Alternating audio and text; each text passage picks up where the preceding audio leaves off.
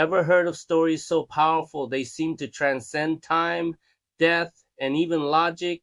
Today, we re-diving into a tale that will grip your heart and make you question everything you thought you knew about life and the connections that bind us.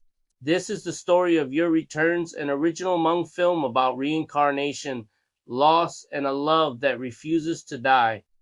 Imagine a place called Ban Vinai Refugee Camp. It's a world of bamboo huts, smoky cooking fires, and barefoot children.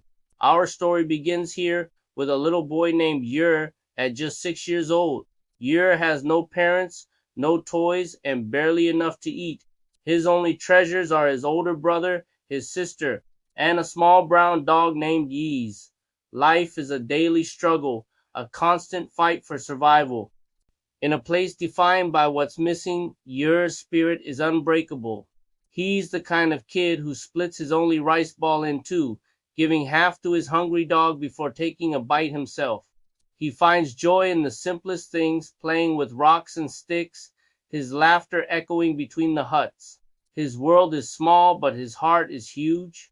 Then, one day, a single piece of paper changes everything. The family is approved for resettlement in the United States. It's a ticket to a new world, a new beginning, a promise of something better. The journey is a blur of buses, airplanes, and bewildering new sights.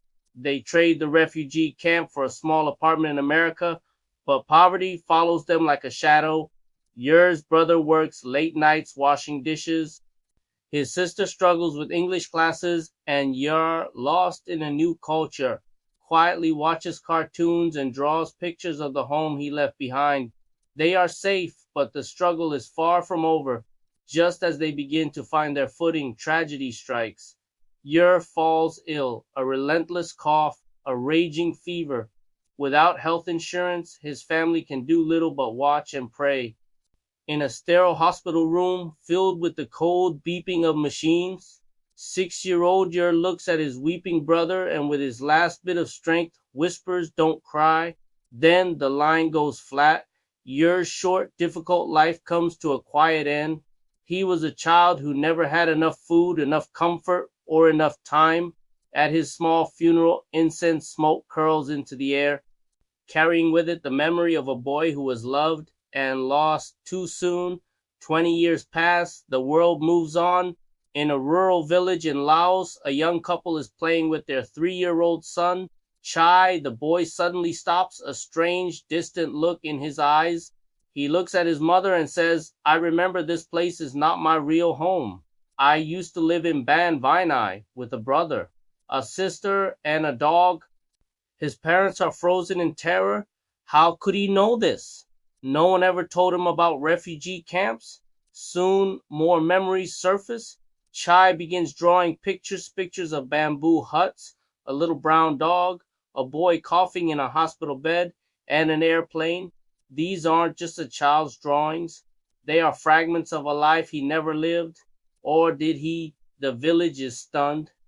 An older relative, Uncle Kong, comes to visit. Chai runs to him, not as a stranger, but as a long-lost neighbor. "Uncle," he shouts, "you lived 5 houses behind us. You fed your chickens early every morning." The old man stops dead in his tracks. This was a detail only one other person in the world could know. He kneels down, his voice shaking, and asks, "Who are you?" The little boy looks at him with ancient eyes and softly replies, "I was Yer. Before I died." Word travels across the ocean. In America, Yer's brother, now a grown man, receives a phone call that makes him drop everything. The voice on the other end tells him an impossible story. Shaking, he packs a bag. He has to see for himself. He returns to Laos, to the village where this little boy named Chai lives.